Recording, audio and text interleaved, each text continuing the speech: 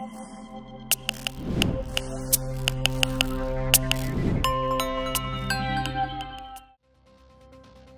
instansiya sud tomonidan qabul qilingan hal qiluvchi qarorga nisbatan apellyatsiya shikoyat berish muddatlari to'g'risida tushuntirish bersangiz. O'zbekiston Respublikasi Iqtisodiy-protsessual kodeksining 262-moddasida apellyatsiya shikoyatini berish muddatlari to'g'risida tushuntirish berilgan.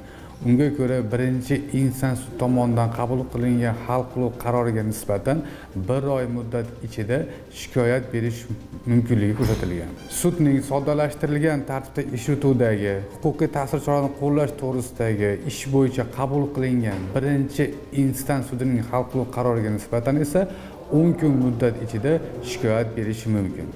Apellyatsiya shikoyat berishning o'tkazib yuborilgan muddati shikoyat bergan shaxsning iltimosiga bo'yicha apellyatsiya instansiya sudi tomonidan agar iltimosnoma hal qiluvchi qarori qabul qilingan kundan e'tiboran 2 oydan kechiktirmasdan berilgan va apellyatsiya shikoyat berish muddati o'tkazib yuborilishining sabablari sud tomonidan uzrli deb topilgan taqdirda tiklanishi mumkin. Apellyatsiya shikoyatini berishning o'tkazib yuborilgan muddatini tiklash haqida apellyatsiya shikoyatini ish yurituviga qabul qilish to'g'risida ajrimda ko'rsatiladi.